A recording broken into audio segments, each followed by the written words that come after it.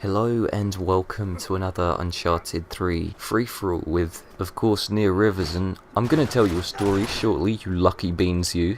Although, to be honest, it really isn't a very long story, so I'll just fill some time by talking about the match. Playing as King Sully still, and I still have the ugly green fisherman's cap.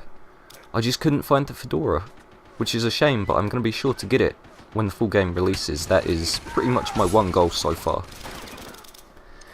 And, you know, I've just realised that Sully is quite the agile old chap, isn't he? It just makes me wonder how absurd it's going to look when Catherine Marlowe is sort of leapfrogging about the place.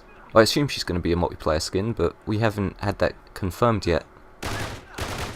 She must be, I mean all the other previous villains were, so it would be strange not to include her. I don't know about you guys if you have any YouTube goals. For some it might be getting 50 or 100 subscribers or whatever, but eventually I think it would be quite nice to be partnered. Especially as just recently I've been putting a lot of effort into these videos. Although I'm not too fond of the whole self-promotion thing, so maybe you guys can give me some tips or help me out there. But anyway, enough of this. I'm going to tell you a story. Hopefully a good one. Listen up. Back in high school, a teacher told us that 1 in 1,000 people was potentially crazy, meaning an average school is likely to have multiple crazies roaming around. And I use the word roaming because I can imagine them shuffling around a bit, grazing on textbooks, and generally being amazed at self-flushing urinals. I was surprised that the teacher thought 1 in 1,000 was a relevant piece of information to drop on us. I still haven't worked out why we needed to know this in preparation for our English A-levels. Even in a maths lesson, I would be suspicious. But the thing that really struck me as odd was not so much that it was wildly off-topic, but the fact that I could easily look around this 30-person classroom and with some certainty pick out at least 3 of them. Then again, crazy might have applied to the majority of those hormonal teenagers. This either means I'm a judgmental arsehole, which is likely, and the crazies I had in mind were actually model citizens, or we just so happen to have 3 of the 3 in 3,000 in the same class.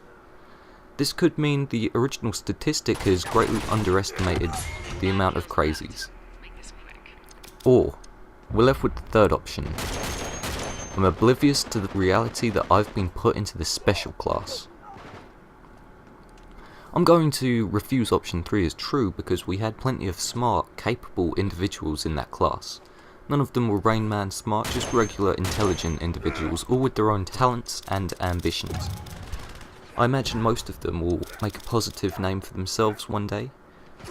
But on the other hand, I knew a guy, let's call him Mary, who got so angry with Grand Theft Auto San Andreas that he snapped the disc and buried it in his garden.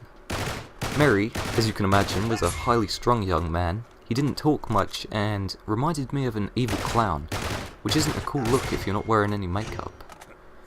I never got too close to Mary, because I was under the impression he could snap at any minute and gore someone with a sharpened pencil. And in fact, I think he probably did gore someone with a protractor at one point, but that's a different story.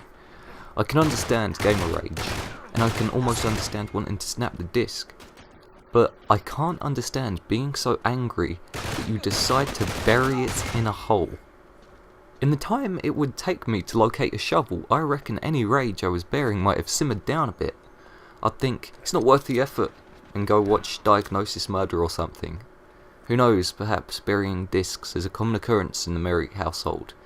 Maybe he has emergency spades on hand, just in case. Although perhaps he just used his hands to dig.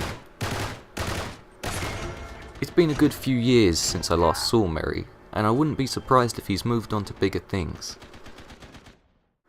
Like burying family members and neighbours' pets.